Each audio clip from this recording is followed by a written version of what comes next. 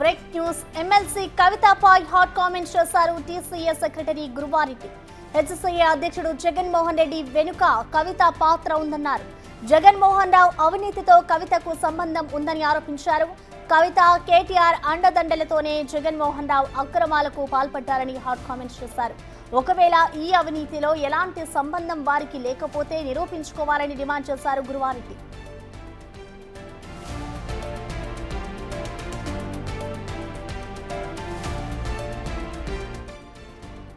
ఎవరి ప్రమేయం ఉంది, ఈయన ఎన్నుకున్న పెద్ద హస్తాలు ఎవరి పొలిటికల్ అప్పుడు ఉన్న టీఆర్ఎస్ గవర్నమెంట్లో ఉన్న పెద్దవాళ్ళ హస్తం ఉందా? మాకు అనుమానాలని ఈయన ఇప్పుడు అప్పటి మాజీ సీఎం కేసీఆర్ కుమార్తె కవితకు ఈయనకు దగ్గర సంబంధాలు ఉన్నాయని మాకు బలమైన ఆధారాలు ఉన్నాయి. ఈ డబ్బులన్నీ కూడా వెనక ఆడించే దాంట్లో కవిత హస్తం ఉందనేది ఖచ్చితంగా మేము ఆరోపిస్తున్నాం. దమ్ముంటే లేదని రుజువు చేయాలి. నేను తెలంగాణ క్రికెట్ అసోసియేషన్ తరఫున ప్రశ్నిస్తున్నా, కవితమ్మ నువ్వు ఒకవేళ ఈ అవినీతితో సంబంధం లేకపోతే నీకు దగ్గరి బంధువైన జగన్మోహన్ రావును శిక్షించాలని, జగన్మోహన్ రావు చేసిన అవకతవకలకు లెక్కలు అడగాలని నువ్వు ముందుకు రావాలని, లేకపోతే దీని వెనుక నీ హస్తం ఉన్న నిర్ధారణ ఖచ్చితంగా మేము దాన్ని ముందు తీసుకుపోతాం. మీ మీద కూడా ఇన్వెస్టిగేషన్ చేయాలని సిఐడి వాళ్ళని కోరుతాము, ఈడీని కూడా కోరుతాము. మీరు అక్రమంగా సంపాదించుకునే ఆస్తులు స్పోర్ట్స్ డిపార్ట్మెంట్లో ఇటు జగన్మోహన్ రావు కానీ, అటు కేటీఆర్ కానీ, ఇటు కవిత కానీ గత 10 సంవత్సరాలు అంతకుముందు ఏ విధంగా అయితే క్రికెట్ను మీరు కబ్జా చేసి గ్రామీణ పిల్లల్ని ముందుకు రానియకుండా ఎట్లయితే మీరు అవకతవకలు ద్రోహానికి కరప్షన్కు పాల్పడ్డారో దానికి సమాధానం చెప్పాలని కోరుతున్నాం. ఖచ్చితంగా మేము టీసీఏ తరఫున డిమాండ్ చేస్తున్నాం. జగన్మోహన్ రావును ఏదైతే ఇప్పుడు ఇవాళ అరెస్ట్ చేసిందో అదేవిధంగా మిగతా అపెక్స్ కౌన్సిల్ సభ్యులను అడుగుతున్నాం. గురువారెడ్డి చేసిన వ్యాఖ్యలపై పూర్తి డీటెయిల్స్ ని మా ప్రతినిధి సురేష్ లైవ్ ధర అందిస్తారు. సురేష్, మనం చూస్తున్నాం ఇటు హెచ్సీఏలో ఏవైతే అవకతవకలు జరిగాయో దీని వెనుక కేటీఆర్ కవిత కూడా ఉన్నారు అంటూ కూడా చెప్పుకొస్తున్నారు. సో వాళ్ళ పేర్లు రావడానికి గల కారణాలు ఏమై ఉండొచ్చు అనుకోవచ్చు. సో మొత్తంగా ఎలా అర్థం చేసుకోవాలంటారు?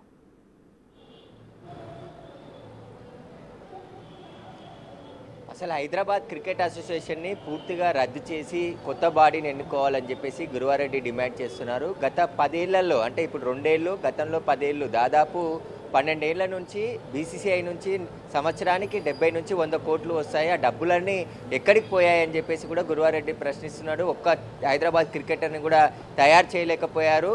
మొత్తం లేని వాటికి ఉన్నట్టు బిల్లులు క్రియేట్ చేసి ఆ డబ్బు చెల్లింపులే తప్ప ఎక్కడ కూడా బాల్స్ కానీ క్రికెట్ స్టేడియం సంబంధించిన మెటీరియల్ కానీ ఎక్కడ కొనుగోలు చేయలేదు. అదే ఇన్వెస్టిగేషన్లో బయటపడింది. మేము విజిలెన్స్కి ఫిర్యాదు చేయడంతో విజిలెన్స్ పూర్తిగా దర్యాప్తు చేయడంతో ఈ అక్రమాలన్నీ కూడా బయటపడ్డాయి.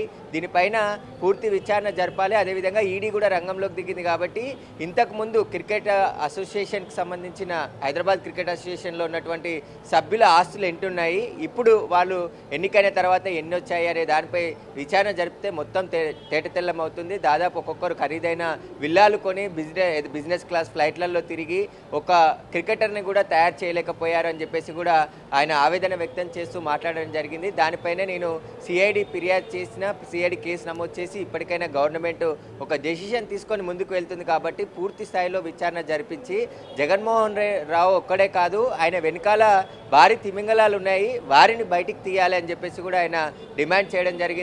ఎందుకంటే తెలంగాణలో ఉన్నటువంటి అనేక క్లబ్బుల పేరుతో జిల్లాకో క్లబ్ అని చెప్పారు, కానీ ఎక్కడా కూడా యాక్టివిటీ లేదు, ఆ ఇన్స్టిట్యూట్ నడపట్లేదు, టీం లేదు, క్రికెటర్లు లేరు. అయినప్పటికీ కూడా బీసీసీఐ నుండి వచ్చిన డబ్బులన్నీ కూడా పక్కదారి మళ్లించారు.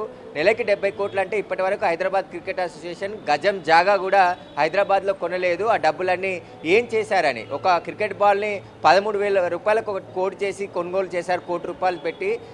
దానికి సంబంధించి కూడా ఆశ్చర్యం వ్యక్తం చేశారు. 1,200 ఖరీదు చేసే బాల్ని 13,000 రూపాయల బిల్లు పెట్టి డబ్బులు చెల్లించారు. ఆ డబ్బులన్నీ కూడా వాళ్ళ బినామీల అకౌంట్లకు పోయాయి. ఇందులో కవిత, కేటీఆర్ పేరు కూడా ప్రస్తావించడం జరిగింది. వీరు ఒక క్రికెట్ను తమ చేతిలో ఉంచుకొని తాము చెప్పినట్టు నడిచే విధంగా వ్యవహరించారు గత 10 సంవత్సరాల్లో అధికారం ఉన్నప్పుడు అని చెప్పేసి కూడా గురువారెడ్డి ఆరోపణలు చేశారు. దీనిపైన ఇప్పుడు సిఐడి, ఈడీ కూడా లోతైన దర్యాప్తు చేయాలని డిమాండ్ చేస్తున్నాడు. అదేవిధంగా నెలకి సంవత్సరానికి 70 నుంచి 80 కోట్లు వస్తాయి. ఆ డబ్బులన్నీ కూడా ఎక్కడ వెళ్ళాయనే దానిపైన ఇప్పుడు విచారణ విచారణ జరిపించాలి. 10 సంవత్సరాల నుంచి కూడా అజారుద్దీన్ పనిచేసిన సమయంలో కూడా పూర్తిగా ఏం జరిగిందనే దానికి సంబంధించి కూడా విచారణ జరిపించాలని చెప్పేసి సిఐడి అధికారులని డిమాండ్ చేస్తూ ఉన్నాడు. ప్రస్తుతం అయితే దీనిపైన పూర్తిగా లోతు దర్యాప్తు జరగాలి, దర్యాప్తు జరిగితేనే అన్ని విషయాలు తెలుస్తాయని చెప్పేసి కూడా గురువారెడ్డి డిమాండ్ చేస్తున్నాడు. ఇప్పటికైనా పూర్తిగా ప్రక్షాళన చేయాలి. ఎందుకంటే గతంలో జరిగిన విచారణలు ఉన్నాయి, కేసులు అయినాయి, కానీ ఎప్పుడు కూడా చర్యలు తీసుకోలేదు.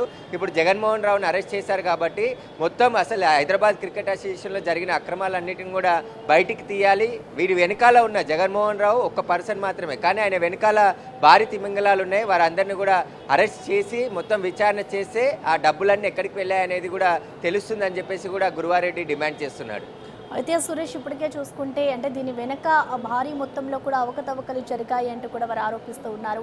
సో ఏసీబీని కూడా ఇన్వెస్టిగేషన్ చేయాలి అంటూ కూడా చెప్తున్నారు గురువారెడ్డి. సో ఒకవేళ వాళ్ళ పేర్లు ఉంటే మొత్తంగా దీనికి సంబంధించి వాళ్ళు ఏమైనా స్పందించే అవకాశం ఉంటుందనుకోవచ్చా? కేటీఆర్ కానివచ్చు, కవిత కానివచ్చు. ఎందుకంటే ఇప్పటికే ఈ కార్ రేస్లో కూడా కేటీఆర్ ఆరోపణలు ఎదుర్కొంటున్నారు కాబట్టి దీనికి సంబంధించి కూడా ఒకవేళ గురువారెడ్డి కోరినట్టు ఇటు ఏసీబీ అధికారులు ఇన్వెస్టిగేషన్ చేసే ఛాన్స్ ఉంటుందనుకోవచ్చా?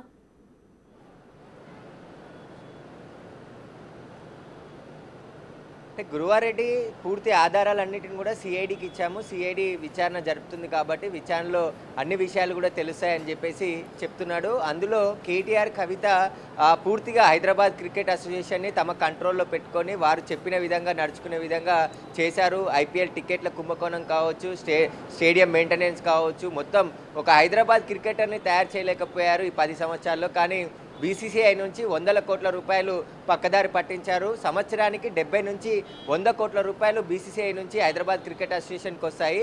ఆ డబ్బులన్నీ కూడా ఎక్కడికి వెళ్ళాయి? ఎందుకంటే కొన్ని బిల్లులు చెల్లించారు తప్ప మెటీరియల్ ఎక్కడ తీసుకోలేదని చెప్పేసి విజిలెన్స్ ఎంక్వైరీలో, సిఐడి విచారణలో తేలింది. కాబట్టి ఆ డబ్బులన్నిటిని కూడా వచ్చిన డబ్బులను వచ్చినట్టు వారి బినామీ అకౌంట్లకు పంపించి వారు హైదరాబాద్ క్రికెట్ అసోసియేషన్లో పనిచేసిన సభ్యులు ఆస్తులు పెంచుకున్నారు. గతంలో ప్రభుత్వంలో అధికారంలో ఉన్నారు కాబట్టి కవిత, కేటీఆర్ హైదరాబాద్ క్రికెట్ అసోసియేషన్ మాది అన్నట్టుగా వ్యవహరించారు.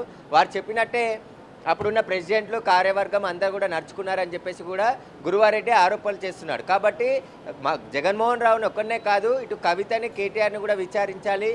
ఎందుకంటే దాదాపు ఈ 10 సంవత్సరాల్లో వచ్చినటువంటి బీసీసీఐ నుండి వచ్చినటువంటి డబ్బులన్నీ ఎక్కడికి వెళ్ళాయి, ఏ అకౌంట్లకు వెళ్ళాయి, వాటన్నిటిని కూడా లోతుగా దర్యాప్తు చేస్తే అన్ని విషయాలు బయటికి వస్తాయని చెప్పేసి కూడా చెప్తున్నారు. దీనిపై కవిత, కేటీఆర్ కూడా స్పందించాలి, మాట్లాడాలి అని చెప్పేసి కూడా ఆయన డిమాండ్ చేస్తున్నారు. ఎందుకంటే జగన్మోహన్ రావు అత్యంత సన్నిహితుడుగా కవితతో ఉండేవారు. కవిత అక్క అని చెప్పేసి జగన్మోహన్ రావు ఆమెతో తిరిగేవాడు. ఆమె చెప్పినట్టే ఇదంతా కూడా చేసి ఉంటాడు కాబట్టి ఖచ్చితంగా వాళ్ళని కూడా విచారించాలని చెప్పేసి గురువారెడ్డి డిమాండ్ చేస్తున్నాడు. దానికి సంబంధించిన పూర్తి ఆధారాలన్నిటిని కూడా ఇన్వెస్టిగేషన్ టీంకి అందించాము. ఇటు హైకోర్టు ఆర్డర్స్ను కూడా ఇంప్లిమెంట్ చేయట్లేదు. మొత్తం ఇష్టానుసారంగా రూల్స్కు విరుద్ధంగా మొత్తం డబ్బులన్నీ కూడా ఖజానాని ఖాళీ చేశారు.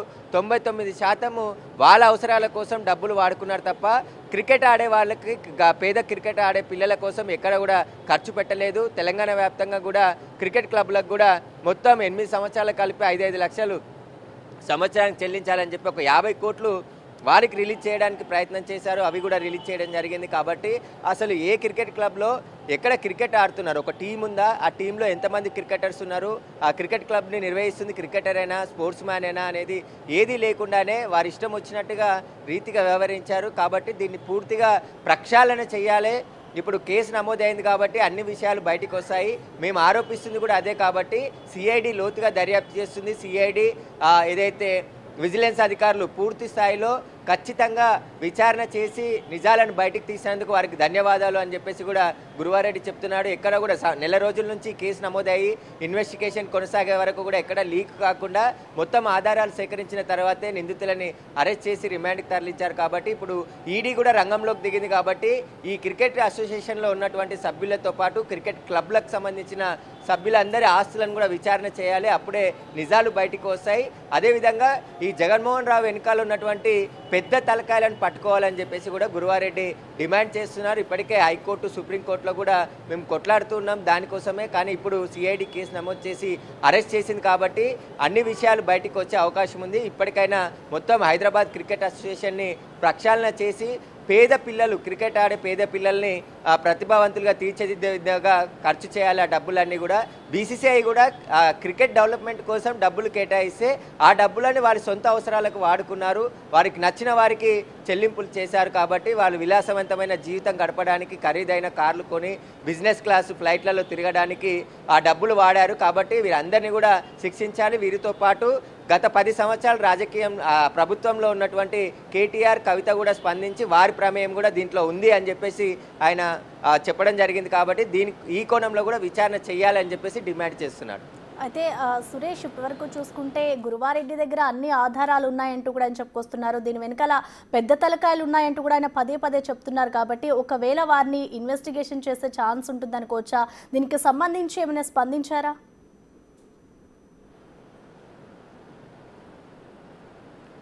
అంటే గురువారెడ్డి చెప్తున్నది ఏంటంటే జగన్మోహన్ రావు అక్రమంగా ఆయన ఎన్నికలు జరిగాయి, ఇక్కడ ఎన్నికల కమిషన్ని ఇంప్లిమెంట్ చేసేది ఎవరు? ఎందుకంటే జగన్మోహన్ రావు ఎన్నికల్లో నిర్వహించే కమిషన్ని ఇన్ఫ్లుయెన్స్ చేసే స్థాయి అనేది కాదు. కాబట్టి గతంలో ప్రభుత్వంలో కేటీఆర్, కవితదే హవా నడిచింది కాబట్టి వారు ఇన్ఫ్లుయెన్స్ చేసుంటారు. అందుకోసమే ఎన్నికల కమిషన్ కూడా జగన్మోహన్ రావు అక్రమాలకు పాల్పడ్డా ఆయన ఎన్నికలు నిర్వహించి ఆయనని ప్రెసిడెంట్గా ఎన్నుకున్నారు. కాబట్టి ఖచ్చితంగా వాళ్ళ ప్రమేయం ఇక్కడ ఉన్నది, దీన్ని చూస్తేనే అర్థమవుతుందని చెప్పేసి గురువారెడ్డి చెప్తున్నాడు. కాబట్టి ఆ స్థాయి అధికారిని ఇన్ఫ్లుయెన్స్ చేయాలంటే అధికారంలో ఉన్న కేటీఆర్, కవితకే సాధ్యమవుతుంది. కాబట్టి వాళ్ళు ఇన్ఫ్లుయెన్స్ చేసి జగన్మోహన్ రావుని ప్రెసిడెంట్గా గెలిపించి వారు చెప్పినట్టు చేసే విధంగా నడుచుకున్నారు.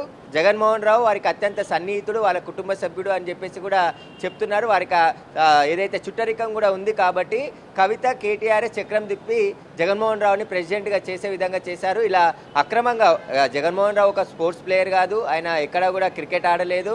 అక్రమంగా ఏదైతే 2023లో ఫోర్జరీ చేసిన శ్రీచక్ర క్రికెట్ క్లబ్ నుంచి సభ్యత్వం తీసుకొని వెంటనే ఒక్క ఓటుతో ఆయన గెలవడం కూడా ఆశ్చర్యం కల్పిస్తుంది. ఎలా గెలిచుంటాడు? ఒక్క ఓటుతో గెలిచి ఆయన ప్రెసిడెంట్గా ఎన్నికయ్యాడు. ఆ తర్వాత ఆయన వచ్చిన 2 సంవత్సరాల కాలంలోనే 171 కోట్లకు పైగా బీసీసీఐ నుంచి నిధులు వచ్చాయి.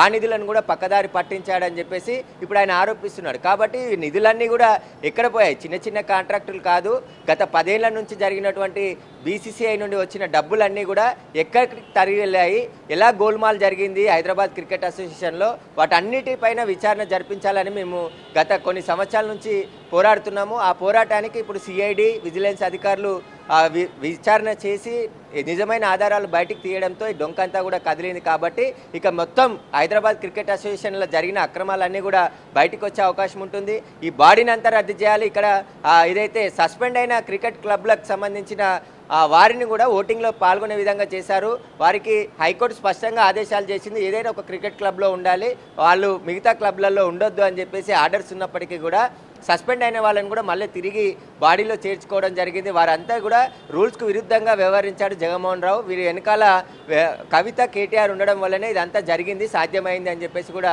గురువారెడ్డి ఆరోపణలు చేశాడు. కాబట్టి ఇప్పుడు గురువారెడ్డి ఇప్పటికే ఏదైతే హైదరాబాద్ క్రికెట్ అసోసియేషన్ కూడా ఒక లేఖ రాయడం జరిగింది. ఆ లేఖలో కూడా అనేక విషయాలు ప్రస్తావించాడు. వీటన్నిటికీ సమాధానం చెప్పాలని చెప్పేసి కూడా ఆయన కోరడం జరిగింది. హైదరాబాద్ క్రికెట్ అసోసియేషన్ కూడా రద్దు చేసి మళ్ళీ ఎలక్షన్లు నిర్వహించి కొత్త ప్రెసిడెంట్ ఎన్నుకునే విధంగా చర్యలు తీసుకోవాలి ప్రభుత్వం అని చెప్పేసి కూడా ఆయన కోరుతున్నాడు.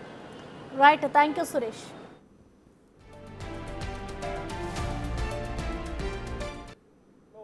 ఎవరి ప్రమేయం ఉంది? ఈయన ఎన్నుకున్న పెద్ద హస్తాలు ఎవరి పొలిటికల్ అప్పుడు ఉన్న టీఆర్ఎస్ గవర్నమెంట్లో ఉన్న పెద్దవాళ్ళ హస్తం ఉందా? మాకు అనుమానాలున్నాయి. ఈయన ఇప్పుడు అప్పటి మాజీ సీఎం కేసీఆర్ కుమార్తె కవితకు ఈయనకు దగ్గర సంబంధాలు ఉన్నాయని మాకు బలమైన ఆధారాలు ఉన్నాయి. ఈ డబ్బులన్నీ కూడా వెనక ఆడించే దాంట్లో కవిత హస్తం ఉందనేది ఖచ్చితంగా మేము ఆరోపిస్తున్నాం. దమ్ముంటే లేదని రుజువు చేయాలి. నేను తెలంగాణ క్రికెట్ అసోసియేషన్ తరఫున ప్రశ్నిస్తున్నా, కవితమ్మ, నువ్వు ఒకవేళ ఈ అవినీతితో సంబంధం లేకపోతే నీకు దగ్గరి బంధువైన జగన్మోహన్ రావును శిక్షించాలని, జగన్మోహన్ రావు చేసిన అవకతవకలకు లెక్కలు అడగాలని నువ్వు ముందుకు రావాలి. లేకపోతే దీని వెనుక నీ హస్తం ఉన్న నిర్ధారణ ఖచ్చితంగా మేము దాన్ని ముందు తీసుకుపోతాం. మీ మీద కూడా ఇన్వెస్టిగేషన్ చేయాలని సిఐడి వాళ్ళని కోరుతాము, ఈడీని కూడా కోరుతాము. మీరు అక్రమంగా సంపాదించుకునే ఆస్తులు స్పోర్ట్స్ డిపార్ట్మెంట్లో ఇటు జగన్మోహన్ రావు కానీ, అటు కేటీఆర్ కానీ, ఇటు కవిత కానీ గత 10 సంవత్సరాలు అంతకుముందు ఏ విధంగా అయితే క్రికెట్ను మీరు కబ్జా చేసి గ్రామీణ పిల్లల్ని ముందుకు రానియకుండా ఎట్లయితే మీరు తవకతవకలు, ద్రోహానికి, కరప్షన్కు పాల్పడ్డారో దానికి సమాధానం చెప్పాలని కోరుతున్నాం. ఖచ్చితంగా మేము టీసీఏ తరఫున డిమాండ్ చేస్తున్నాం. జగన్మోహన్ రావును ఏదైతే ఇప్పుడు ఇవాళ అరెస్ట్ చేసిందో అదేవిధంగా